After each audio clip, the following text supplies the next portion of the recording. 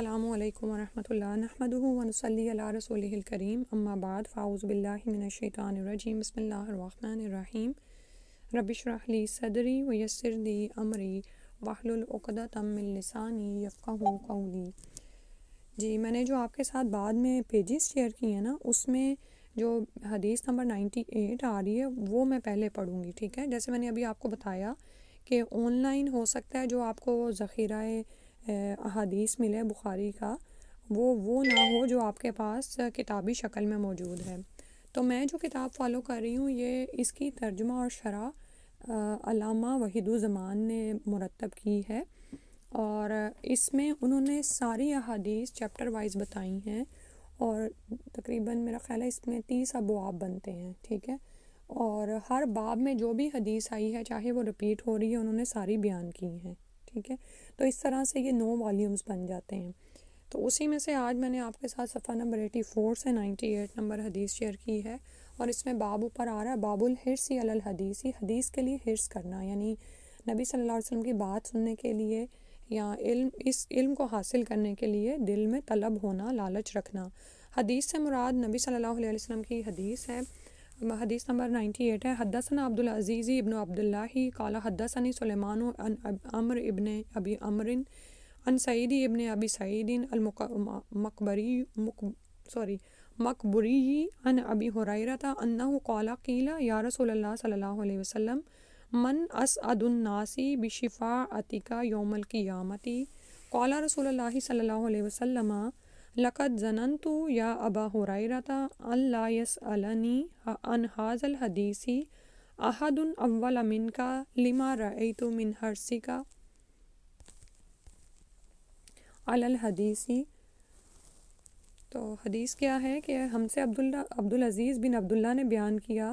کہا مجھ سے سلیمان نے بیان کیا، انہوں نے عمر بن ابی عمر سے، انہوں نے سعید بن ابی سعید مقبری سے، انہوں نے ابو ہریرہ رضی اللہ عنہ سے، انہوں نے عرض کیا، ابو ہریرہ جو ہیں صحابی ہیں، ٹھیک ہے، یا رسول اللہ صلی اللہ علیہ وسلم، اللہ قیامت کے دن آپ صلی اللہ علیہ وسلم کی شفاعت کا سب سے زیادہ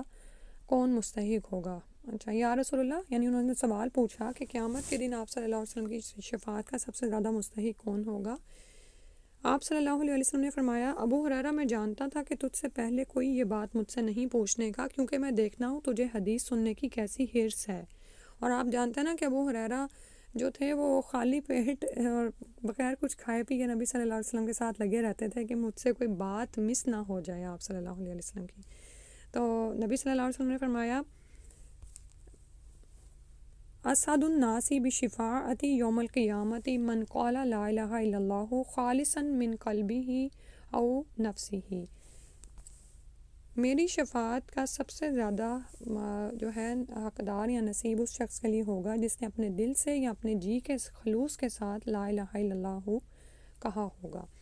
دل سے کہنے کا مطلب ہے کہ شرک سے بچتا ہوگا، کیونکہ جو شخص شرک میں مبتلا ہے نا، وہ زبان سے بھی جو ہے نا وہ کہہ تو دے، لیکن وہ پھر اس کے اندر منافقت ہوگی، ٹھیک ہے۔ تو دل سے لا الہ الا اللہ اس نے کہا ہوگا۔ اور یہاں پر جو 2 الفاظ آ رہے ہیں قلبی ہی او نفسی ہی، تو ابو ہریرہ رضی اللہ عنہ کا شک ہے کہ حضرت صلی اللہ علیہ وسلم نے قلب کا لفظ فرمایا یا نفس کا،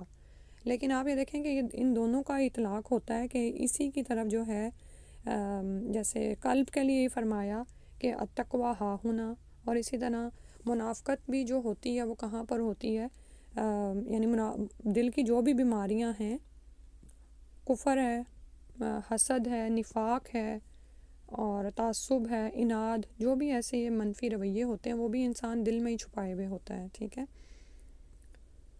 اور اسی طرح جو ہماری قلبی کیفیات ہوتی ہیں، ہمارا خشوع خضوع یا اللہ کے لیے محبت اور یعنی نعوذ باللہ جو ہے میں کہنے لگی تھی کسی کے لیے بغض یا اناد رکھنا، یعنی ہر طرح کی جو بھی کیفیات ہیں وہ دل سے ہی تعلق رکھتی ہیں۔ اور او نفسی ہی، اور نفس کا بھی اطلاق کس پر ہوتا ہے؟ یہ دراصل انسانی نفس کی بات ہو رہی ہے، جس کی طرف اللہ سبحانہ وتعالیٰ نے روح بھی پھونکی کہ نفخت فیہ من روحی، اور یہ وہی نفس ہے جس کو اچھائی اور برائی الہام کی گئی ہے، ٹھیک ہے۔ یعنی کہنے کا مطلب یہ ہے کہ قلب کہہ لیں یا نفس کہہ لیں، آپ کو بات سمجھ آ رہی ہے نا، یعنی جس کو ہم ضمیر بھی کہتے ہیں، ٹھیک ہے۔ اب یہ ویسے بھی یہ سارا علم ایسا ہے کہ اس کے حقائق سے پردہ نہیں اٹھایا جا سکتا جب تک کہ ہم وحی الہی کا علم حاصل نہ کریں، ٹھیک ہے۔ تو بات یہاں پر جو ہو رہی ہے کہ اگر پہلی بات تو یہ کہ کتاب العلم ہم پڑھ رہے ہیں تو اس سے اس حدیث کا تعلق کیا ہے کہ ابو ہریرہ رضی اللہ عنہ کی حرص دیکھیں، اور آپ یہ دیکھیں کہ احادیث کے ذخیرے میں ابو ہریرہ سے مروی احادیث کی تعداد بہت زیادہ ہے، ٹھیک ہے۔ اور عائشہ رضی اللہ عنہ حالانکہ رسول صلی اللہ علیہ وسلم کی زوجہ محترمہ ہیں اور ہمیشہ آپ کے ساتھ ساتھ رہیں، اور نبی صلی اللہ علیہ وسلم جب فوت ہوئے تو تب وہ زندہ تھیں اور سارا علم انہوں نے حاصل کیا، کیونکہ ابو بکر صدیق جن کی وہ بیٹی ہیں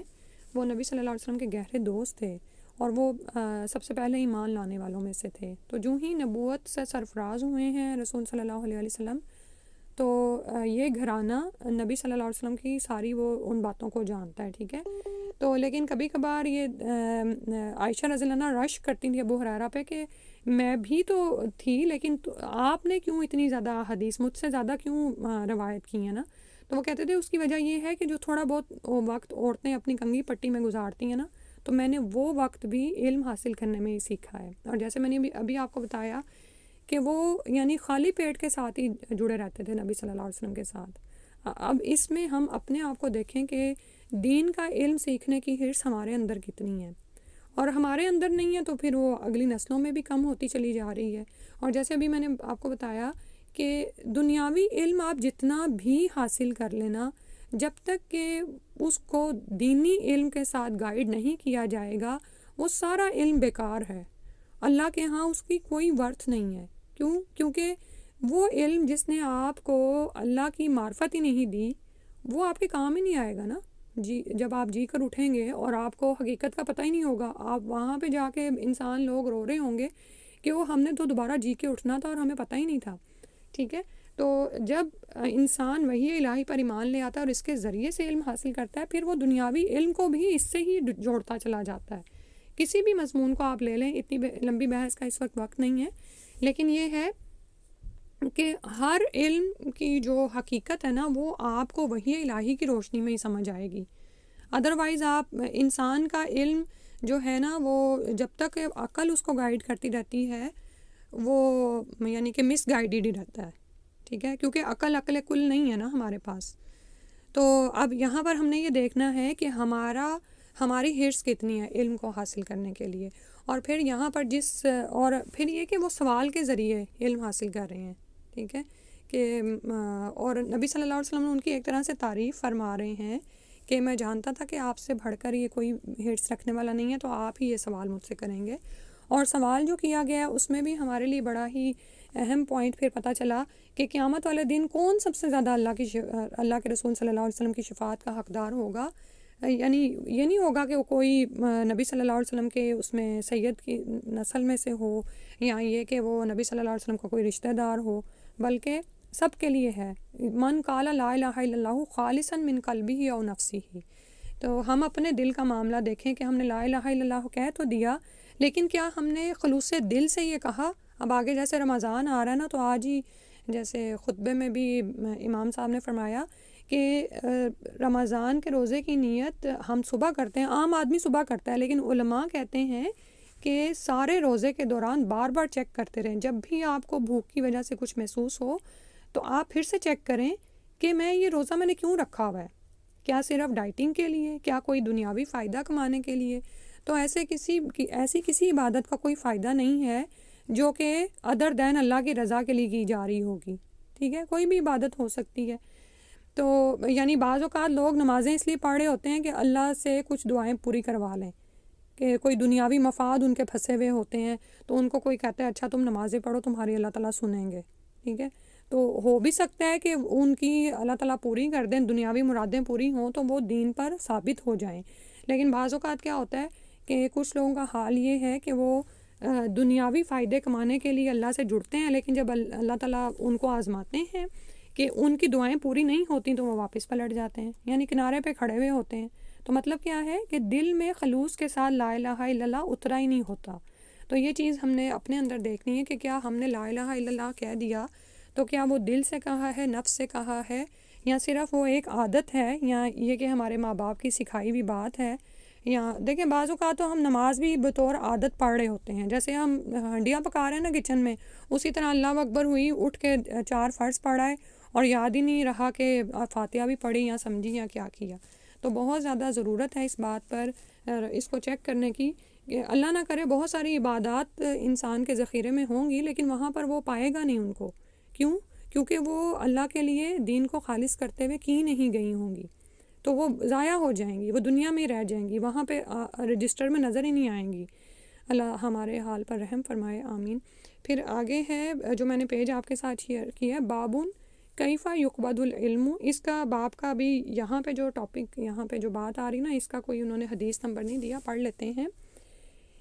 باب یہ ہے کہ علم کس طرح سے اٹھ جائے گا، قبض کر لیا جائے گا۔ وَكَتَبَ عمر ابن عبد العزیز الی ابی بکری ابن حزم انظر ما کان من حدیث رسول اللہ صلی اللہ علیہ وسلم فاکتبہ فإنی خفت دروس العلم وذہاب العلماء ولا يقبل الا حدیث النبی صلی اللہ علیہ وسلم ولیفشوا العلم ولیجلسوا حتی يعلم من لا يعلم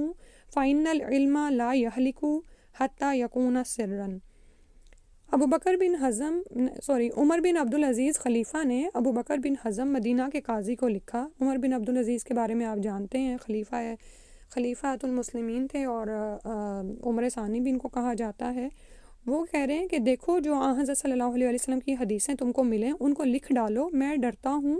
کہیں دین کا علم مٹ نہ جائے اور عالم چل بسیں، اور یہ خیال رکھو وہی حدیث ماننا جو حضرت صلی اللہ علیہ وسلم کی حدیث ہو، نہ کہ کسی اور کا قول یا فعل۔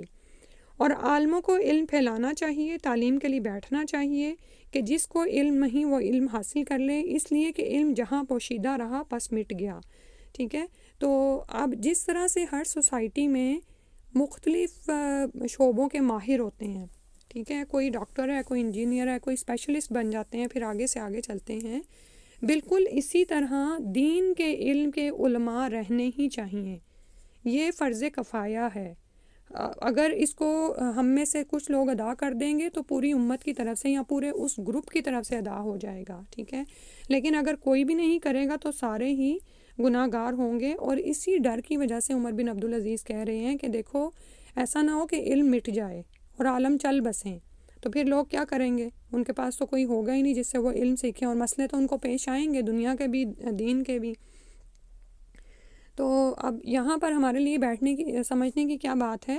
کہ جتنا بھی علم ہم سیکھ رہے ہیں اس کو آگے پھیلانے کی کوشش کریں، ٹھیک ہے، اپنی جو بھی ہماری استعداد ہے، صلاحیت ہے، اور یہ نہ سوچیں کہ فلاں شخص یہ کام کر لے گا یا فلاں کر لے گا۔ دیکھیں اللہ نے تو اپنے دین کا کام لے لینا ہے، آپ اگر کریں گے بھی تو آپ کے اپنے ہی فائدے کے لیے ہوگا، صحیح ہے، اور کسی نہ کسی کو تو کرنا ہی پڑے گا، اور جو کرے گا اس کو قربانی بھی دینی پڑے گی۔ کیا آپ نہیں جانتے کوئی انسان ڈاکٹر کیسے بنتا ہے، اور اس کے بعد جب وہ اسپیشلائزیشن کرتا ہے تو کتنے ہی ایسے لوگ ہیں جو اپنی فیملیز میں کہہ دیتے ہیں کہ بھئی ہم پڑھ رہے ہیں، یا خاندان والوں کو بھی پتہ ہوتا ہے کہ یہ بندہ پی ایچ ڈی کر رہا ہے، بھئی اس کو اس کے اوقات بڑے قیمتی ہیں، اس کو تنگ نہیں کرنا، یا میں صرف ایک مثال دے رہی ہوں، ٹھیک ہے۔ اور کیا ایسا شخص بلا وجہ کی تفریح، سیر و تفریح میں پڑا رہتا ہے ہر وقت؟ نہیں۔ اور بھی ایسی بہت سارے کام جو عام آدمی کر رہا ہوتا ہے، لیکن ایک ڈاکٹر کو چونکہ یہ ہوتا ہے کہ میں اپنا کیریئر حاصل کر لوں، میں ساتھ ساتھ جو بھی نیو ریسرچز اور اپڈیٹس آ رہی ہیں اس کو بھی ساتھ ساتھ لیتا رہوں۔ بالکل اسی طرح سے اگر کوئی دین کی راہ پر چلے گا اس کو لینے کی اور اس کو پھیلانے کی، تو اس کو بھی قربانی کے درجے پر کام کرنا ہوگا، اور یہ اس کے اپنے ہی فائدے کے لیے ہوگا، ٹھیک ہے۔ اور کسی بھی معاشرے میں کچھ لوگ تو ایسے ہوں گے ہی، جیسے ایک خاتون کا مجھے یاد آ رہا ہے کہ وہ نئی یہاں پر جب آئیں تو انہوں نے دیکھا کہ یہاں پہ عورتیں بھی، مرد بھی کام کرتے ہیں، عورتیں بھی، تو انہوں نے کہا شاید اس طرح گزارا نہیں۔ پھر ظاہر ہے مرد جب یہاں پر نئے آتے ہیں تو ان کو بھی یہ ہوتا ہے کہ اچھا فلاں کی بیوی کام کر رہی ہے، ان کے لیے تو کرائے دینے بھی آسان ہے اور گھر بھی چلانا آسان ہے۔ ایک شیطان وسوسہ ڈالتا ہے نا، حالانکہ ایمان سے عورت جب گھر سے نکلتی ہے نا تو میرا نہیں خیال کہ مرد کی کمائی میں بھی اتنی برکت رہتی ہے، خیر یہ میرا اپنی بات ہے۔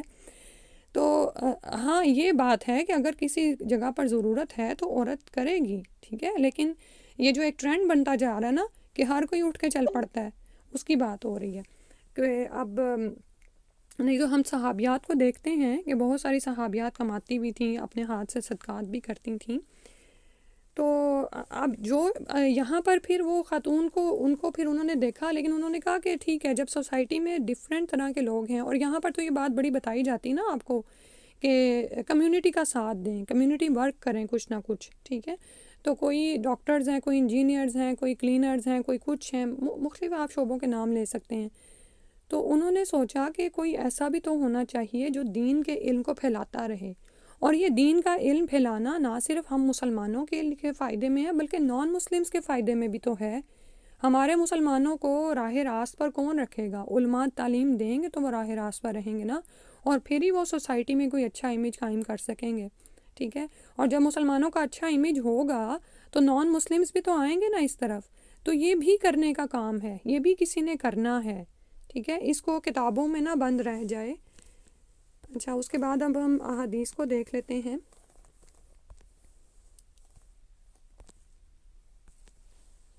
اس میں جو باب ہے، فصل جو ہے علم کا بیان ہی ہے. حدثنا العلاء ابن عبد الجبار قال حدثنا عبد العزیز ابن مسلم عن عبد اللہ ابن دینار بذالک، یعنی حدیث عمر ابن عبد العزیز الی قولہ ذہاب العلماء. ٹھیک ہے. جو ابھی میں نے آپ کے سامنے وہ حدیث بھی پڑھی نا، علم کس طرح اٹھا لیا جائے گا. اور عمر بن عبد العزیز نے اپنے نائب ابو بکر بن حزم کو مدینہ میں یہ لکھ بھیجا کہ دیکھو تمہارے پاس رسول اللہ صلی اللہ علیہ وسلم کی جس قدر حدیثیں بھی ہیں ان کو لکھ لو، اس لیے کہ مجھے علم کے مٹ جانے اور علماء کے معدوم ہو جانے کا خوف ہے، سوائے رسول مقبول صلی اللہ علیہ وسلم کی حدیث کے کہ کوئی اور چیز قبول نہ کی جائے. اور چاہیے کہ سب لوگ علم کی اشاعت کریں تاکہ جو نہیں جانتا وہ جان لے، کیونکہ علم چھپانے ہی سے گم ہوتا ہے. ٹھیک ہے. اور اس میں پھر آ رہا تھا کہ علماء بیٹھیں تاکہ لوگ ان سے علم سیکھ لیں. اب یہ دیکھیں نا کہ جو علماء ہیں ان کو بھی تو اپنے کوئی کام ہے نا، لیکن وہ بیٹھیں گے کیوں؟ اس علم کے لیے قربانی دیں گے، کیونکہ اگر وہ لوگوں کو نہیں سکھائیں گے تو علم پھر کیسے جائے گا آگے. اور اگر وہ پوشیدہ ہی رہ گیا، علماء نے عام عوام تک علم کو نہ دیا، تو پھر وہ مٹ جائے گا نعوذ باللہ. پھر اس کے بعد اس میں حدیث اگلی پڑھتے ہیں اس بیان میں کہ علم کس طرح اٹھا لیا جائے گا. اب یہاں پر جو ہم نے پیچھے بات پڑھی ہے نا کہ ان کو ڈر تھا کہ علم مٹ جائے گا، ختم ہو جائے گا، تو یہ بھی سوال پیدا ہوتا ہے کہ اچھا پھر اٹھا کیسے لیا جائے گا. تو اس میں حدیث نمبر 100 آئی ہے. حدثنا اسماعیل ابن ابی اویس قال حدثنی مالک عن ہشام ابن عروہ عن ابیہ عن عبد اللہ ابن عمرو ابن العاص قال سمعت رسول اللہ صلی اللہ علیہ وسلم یقول ان اللہ لا یقبض العلم انتزاعا ینتزعه من العباد ولکن یقبض العلم بقبض العلماء. ہم سے اسماعیل بن ابی اویس نے بیان کیا، ان سے مالک نے ہشام بن عروہ سے، انہوں نے اپنے باپ سے نقل کیا، انہوں نے عبداللہ بن عمر بن عاص رضی اللہ عنہ سے نقل کیا کہ میں نے رسول اللہ صلی اللہ علیہ وسلم سے سنا، آپ صلی اللہ علیہ وسلم فرماتے تھے کہ اللہ علم کو اس طرح نہیں اٹھا لے گا کہ اس کو بندوں سے چھین لے، بلکہ وہ پختہ کار علماء کو موت دے کر علم کو اٹھائے گا. حتیٰ اذا لم یبقی عالما اتخذ الناس رؤوسا جہالا، یہاں تک کہ جب کوئی عالم باقی نہیں رہے گا تو لوگ جاہلوں کو سردار بنا لیں گے. ٹھیک ہے. رؤوسا جہالا، جاہل لوگوں کو رؤوس یعنی رئیس اپنا سردار بنا لیں گے. فسئلوا فافتوا بغیر علم، تو ان سے سوال کیا جائے گا، یعنی یہ جو جاہل رئیس ہوں گے ان سے لوگ آ کے سوال کریں گے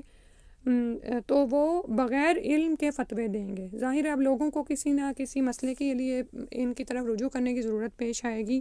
تو وہ بغیر علم کے فتوے دیں گے. فضلوا واضلوا، تو خود بھی گمراہ ہوں گے اور لوگوں کو بھی گمراہ کریں گے. قال الفربری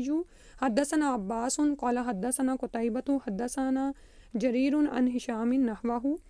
فربری نے کہا ہم سے عباس نے بیان کیا، ہم سے قتیبہ نے، ہم سے جریر نے، انہوں نے ہاشم سے مانند اس حدیث کے. تو اب یہاں پہ بھی بڑی یعنی کہ اہم بات کی طرف اشارہ کیا گیا ہے کہ علم کیسے اٹھایا جائے گا. یہ نہیں ہوگا کہ دلوں سے کھینچ لیا جائے. ٹھیک ہے. اور اللہ تعالیٰ چاہتے تو ایسے بھی کرتے، لیکن کیا ہوگا کہ علماء فوت ہوتے چلے جائیں گے. اور آپ دیکھتے ہیں کہ کس طرح پے در پے، اور بعض اوقات کیا ہوتا ہے کہ لوگ علماء کے درپے ہو جاتے ہیں. ٹھیک ہے. اور ان کو نعوذ باللہ ختم کرا دیتے ہیں، تو علماء اٹھتے چلے جائیں گے. تو پھر کون رہ جائے گا؟ جاہل لوگ، جن کو لوگ عالم بنا لیں گے اپنا، اور پھر ان سے جب سوال کریں گے تو ان کے پاس علم تو ہوگا نہیں، اور علم کس والے علم کی بات ہو رہی ہے، اب ذہن میں یہ یاد رہے، کیونکہ میں نے پیچھے اسی لیے اس کو ایکسپلین کیا کہ وحی الہی کا علم، ٹھیک ہے، جو انسان کو گائیڈ کرتا ہے، اس کو دنیا اور آخرت کی حقیقت سمجھاتا ہے، اللہ کی معرفت دیتا ہے، انسان کو اس کے خالق سے جوڑتا ہے، ٹھیک ہے۔ تو ویسے تو آپ دیکھیں ریسرچز تو بڑھتی چلی جا رہی ہیں، علم اگر اس دوسرے والے علم کی جو تجربات اور مشاہدات پر قائم ہے وہ تو بڑھتا ہی چلا جا رہا ہے، صحیح ہے، لیکن اس میں بھی انفارمیشن ہی زیادہ رہ گئی ہیں، عقل اور غور و فکر کم ہی رہ گیا اس میں بھی۔ تو جب ایسے بے علم یعنی جاہل رئیس وہ اس درجے پر آئیں گے تو خود بھی گمراہ ہوں گے اور لوگوں کو بھی گمراہ کریں گے۔ سیکھنے والی بات اس میں یہی ہے کہ ہم اپنے حصے کا کام کرتے رہیں، اس کو دوسروں پر نہ چھوڑ دیں، ٹھیک ہے۔ اور اس کے بعد یہ کہ جب ہمیں مسئلے پیش آئیں تو ہم علماء سو کی طرف نہ جائیں، ٹھیک ہے، وہ لوگ جو کہ بغیر قرآن و سنت کے نصوص اور دلائل کے آپ کی رہنمائی کرتے ہیں، اور ہمارا دل جو ہے نا وہ مفتی بن جاتا ہے، لیکن کب بنتا ہے؟ جب ہمارے پاس صحیح علم سے رہنمائی آ جائے، ٹھیک ہے۔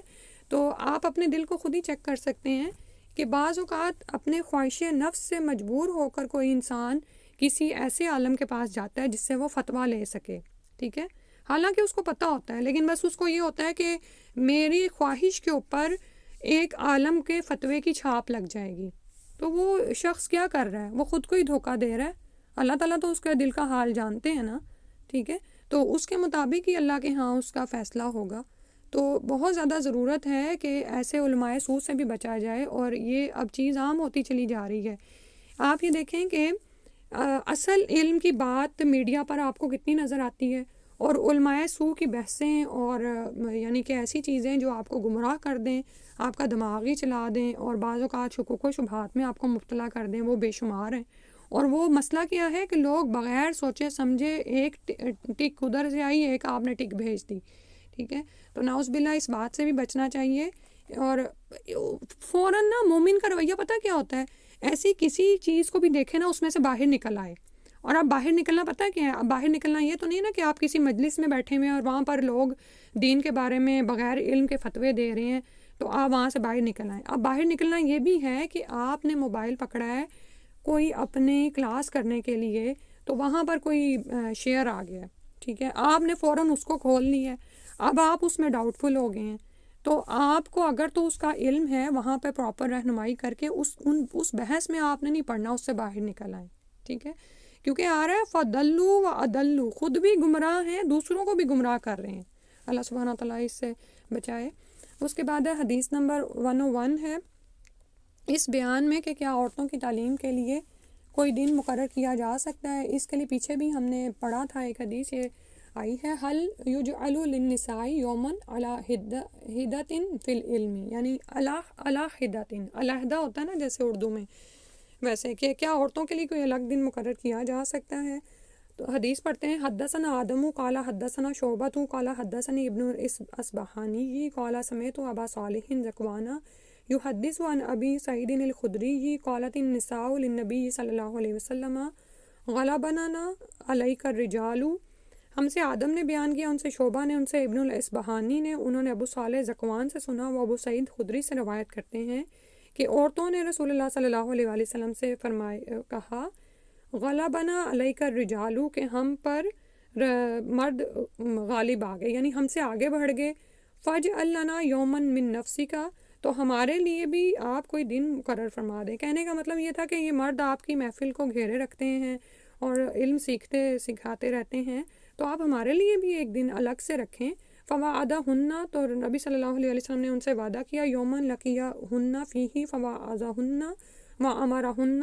تو آپ صلی اللہ علیہ وسلم نے ان سے ایک دن کا وعدہ فرما لیا، اس دن عورتوں سے ملاقات کی اور انہیں واعظ فرمایا اور انہیں کچھ احکامات سنائے۔ فکان فیما قال لہنما من کنہ امرات تقدم ثلاثۃ من ولدہا الا کان لہا حجابا من النار، تو رسول صلی اللہ علیہ وسلم نے ان سے فرمایا، جو بات کہی ان میں سے ایک یہ تھی کہ جو کوئی عورت تم میں سے اپنے 3 لڑکے آگے بھیجے گی تو وہ اس کے لیے دوزخ سے رکاوٹ بن جائیں گے، حجاب بن جائیں گے، من النار، آگ سے بچانے کے لیے۔ فقالت، تو اس پر ایک عورت کہنے لگی، امراتون وسنتین، ایک عورت نے کہا کہ اگر 2 بچے بھی ہوں فقال وسنتین، تو نبی صلی اللہ علیہ وسلم نے فرمایا جی اگر 2 بچے بھی ہوں. تو یہاں پر یعنی کہ اور باتوں کے ساتھ یہ ایک ان کو الگ سے ان کے لیے ایک دن مقرر کیا گیا اور اس میں ان کے مطلب کی بات ان کو بتائی. سبحان اللہ، خوشخبری سی ہے نا. کیونکہ آپ یہ دیکھیں کہ چھوٹے بچے کا جو موت ہوتی ہے وہ ماں کے لیے بڑی ہی یعنی کہ المناک ہوتی ہے اور بڑا ہی مشکل ہوتا ہے کہ وہ اس پر صبر کرے. تو رسول صلی اللہ علیہ وسلم نے فرمایا کہ جس عورت کے 3 بچے مر جائیں اور وہ اس پر صبر کرے تو قیامت کے دن وہ دوزخ سے اس کے لیے آڑ ہوں گے. اور پھر کسی عورت کے ہو سکتا ہے 2 بچے ایسے ہوں تو اس نے پوچھا کہ کیا 2 بچے بھی. اور ایک روایت میں یہ بھی آتا ہے کہ اگر ایک بچہ بھی مر جائے تو اس کی نسبت بھی یہی ارشاد ہوا کہ وہ دوزخ کی روک بنے گا. حتیٰ کہ یہ بھی آتا ہے کہ اگر وہ کچا بچہ بھی ہو، لائک وہ پری میچور ہوتا ہے نا، اندر ہی ڈیتھ ہو جاتی ہے بعض اوقات. تو سبحان اللہ، یہ کتنی بڑی یعنی خوشخبری ہے، لیکن اس کے لیے جو اس پر صبر کرے. پھر اس کے بعد ہے حدثنا محمد ابن بشار قال حدثنا غندر قال حدثنا شعبۃ عن عبد الرحمن ابن الاصبہانی عن ذکوان عن ابی سعید الخدری عن النبی صلی اللہ علیہ وسلم بہذا وعن عبد الرحمن ابن الاصبہانی قال سمعت ابا حازم عن ابی ہریرہ قال ثلاثۃ لم یبلغوا الحنث. اور وہی والا بیان ہے، بس یہاں پر جو کیوں یہ حدیث پوری لے کر آئے ہیں امام بخاری کہ اس میں نیچے والی جو لائن ہے نا وہ زیادہ ہے کہ ایسے 3 بچے جو ابھی بلوغت کو نہ پہنچے ہوں. ٹھیک ہے، کیونکہ آپ یہ دیکھیں کہ جو بچے چھوٹے ہوتے ہیں نا بالکل، ان سے ماں کو زیادہ ہی محبت ہوتی ہے. تو اگر وہ اس سے چلے جائیں، فوت ہو جائیں، تو فرمایا کہ وہ اس سے دوزخ کے لیے رکاوٹ ہوں گے. ٹھیک ہے، تو یہاں پر آپ یہ دیکھیں کہ امام بخاری کی امانت کہ انہوں نے حدیث کے ذخائر کو کس طرح سے اکٹھا کیا نا، کہ ایک ہی ٹاپک سے ریلیٹڈ اگر ایک لائن بھی آ رہی ہے نا کسی اور روایت میں تو اس کو بھی الگ سے پورا بیان کر دیا. اور سبحان اللہ، رسول اللہ صلی اللہ علیہ وسلم کی ہر بات میں ہی حکمت تھی پہنچی ہوئی اور وہ ہم تک آتی ہے اور ہر ایک میں سے ہمارے لیے کچھ نہ کچھ وہ فائدے کا پوائنٹ نکال آتا ہے. ٹھیک ہے، تو یہاں سے ہمیں پتہ چل رہا ہے کہ وہ بچے جو ابھی بلوغت کو نہ پہنچے ہوئے ہوں. میرا خیال ہے اتنا ہی کر لیتے ہیں، ٹائم بھی کافی ہو گیا. انشاءاللہ 102 تک ہوئی ہیں، میں نے شیئر تو 105 تک کی تھی لیکن باقی انشاءاللہ نیکسٹ ٹائم کریں گے. کوئی بات آپ نے شیئر کرنی ہو تو آپ کر سکتے ہیں.